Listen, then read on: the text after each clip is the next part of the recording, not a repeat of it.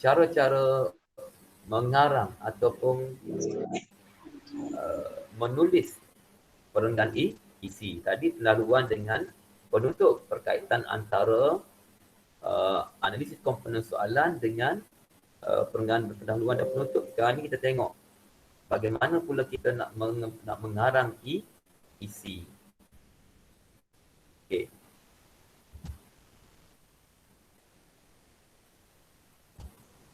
Okey, nampak? Boleh nampak? Hello. Boleh nampak dah ni? Boleh. Dengar tak ni? Dengar. Nak ambil speaker abang. Lupa. Speaker mana? Cikgu. Ni laptop lain pula ni. Laptop ni ada masalah. Speaker.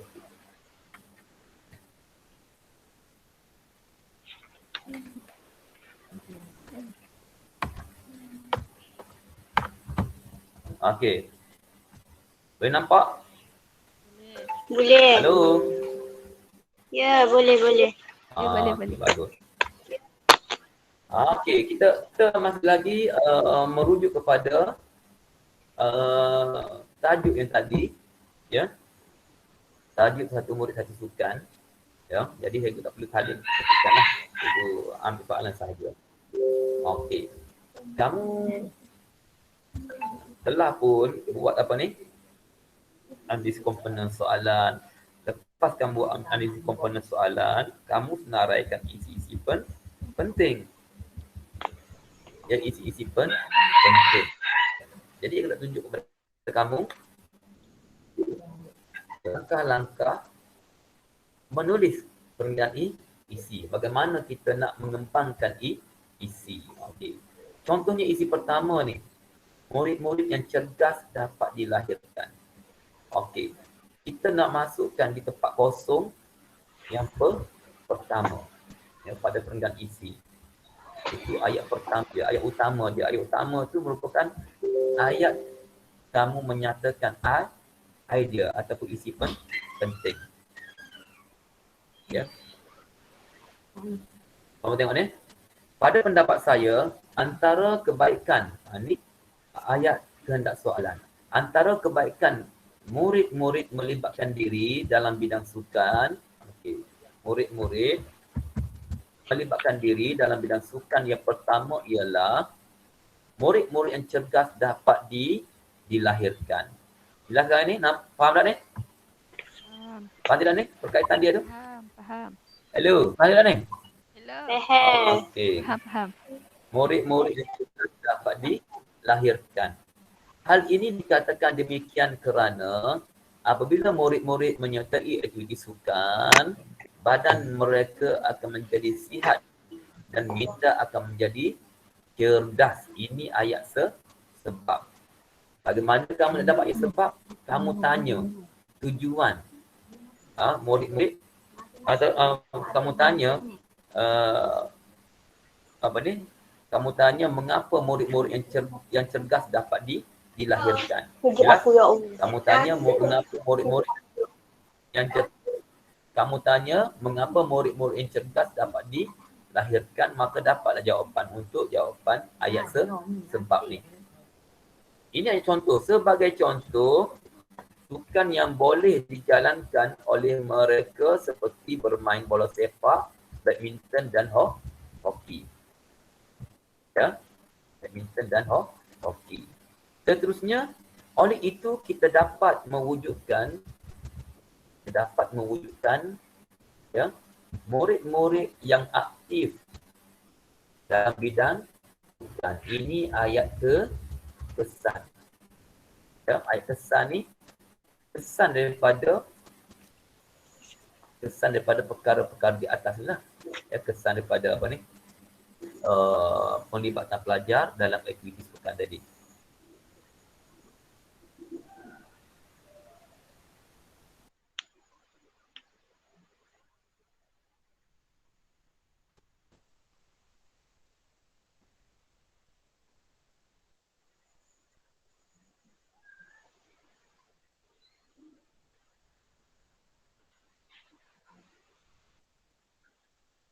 Jelaslah murid-murid yang cergas dah ada yang simpul, ada gangguan sikit, ada ada panggilan masuk tadi. Jadi kita angkatlah sebab jika ada apa ni, pergi dengan kamu ni. Okey, setakat ni boleh faham tak setakat ni? Boleh. Boleh. Boleh okey, jelas, bagus. Okey, di bawah ni cikgu senaraikan langkah-langkah menulis perenggan isi. Ya. Setelah mengetahui memahami kehendak soalan, murid-murid perlu menyaraikan isi-isi penting. Setiap satu isi perlu dihuraikan dalam satu perenggan. Ya. Murid-murid tidak boleh mencampur adukkan semua isi dalam satu perenggan. Okey, kamu tengok ni. Ini ada penerangan lagi. Ayat utama atau ayat pertama pada setiap perenggan isi merupakan ayat isi. Bagi contoh, pada pendapat saya, antara kebaikan murid-murid melibatkan diri dalam bidang sukan, yang pertama ialah murid yang cergas dapat dilahirkan. Ini keterangan ya, ini keterangan sebagai cikgu tulis balik cikgu terang tadi. Tak? Tadi cikgu bagi tahu, ni cikgu tulis balik. Nak suruh awak lebih jelas. Awak tengok ada panah tu. Ya. Boleh faham tak kat ni? Boleh. Awak tengok ayat kedua dan isi merupakan ayat sebab. Okey, ayat sebab ayat sebab dapat dibina apabila murid-murid membina ayat tanya dalam fikiran sendiri. Mengapakah murid-murid yang cergas dapat dilahirkan? Jadi awak jawab balik. Murid-murid perlu menjawab soalan tersebut dengan menulis pada kertas jawapan, iaitu hal ini dikatakan demikian kerana apabila murid-murid menyertai aktiviti sukan, badan mereka akan menjadi sihat dan minda akan menjadi cerdas. Jelas tak ni? Kemudiannya murid-murid perlu menjelaskan ayat contoh yang sesuai dengan ayat sebab. Sebagai contoh, aktiviti sukan yang boleh dimainkan oleh mereka seperti bermain bola sepak, badminton dan hoki. Seterusnya, ayat pesan dapat dibina apabila murid-murid membina ayat tanya dalam fikiran sendiri. Apakah kesan yang terhadap diri atau masyarakat dan negara apabila murid-murid terlibat secara aktif dalam sukan-sukan tersebut? Murid-murid perlu menjawab soalan tersebut dengan menulis pada kertas jawapan itu. Oleh itu, kita dapat mewujudkan murid yang aktif dalam bidang sukan. Itu ayat kesan. Ayat terakhir dalam perenggan, dalam setiap perenggan ialah ayat simpul atau ayat penegasan. Jelaslah murid-murid yang cergas dapat dilahirkan melalui aktiviti sukan. Itu ayat simpul. Kita ambil balik. Okey. Murid-murid perlu menulis kembali isi pertama tetapi dimulai dengan kata penegas, iaitu jelaslah. Jelaslah. Apa tak? Itu kata penegas. Murid-murid yang cerdas dapat dilahirkan melalui aktiviti sukan ataupun melalui program satu murid satu sukan. Faham? Okey, nampak tak? Atau melalui program satu murid, ya.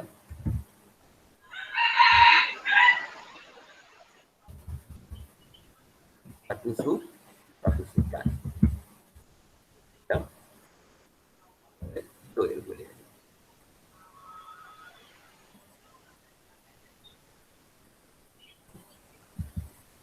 Huruf MS itu betul besar.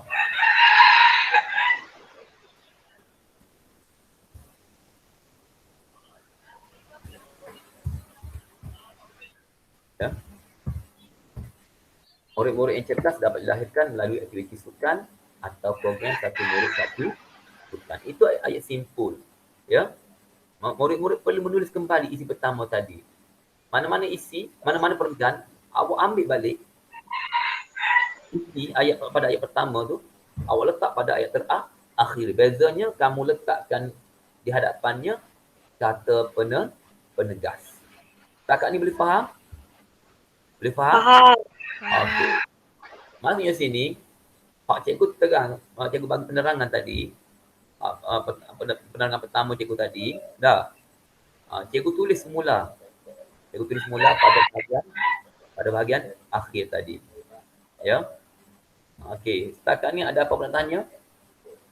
Ada. Okey, bagus. Boleh faham? Faham. Okey, jadi apa-apa pertanyaan kamu boleh ajukan dalam dalam kumpulan WhatsApp bahasa Melayu kertas 1. Jelas ya? Jawapan kami pada ni? Jelas?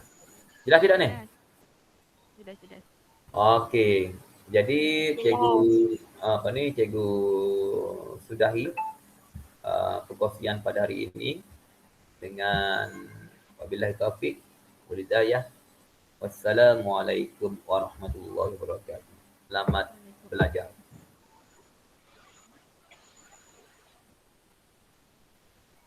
Nah, mana stop?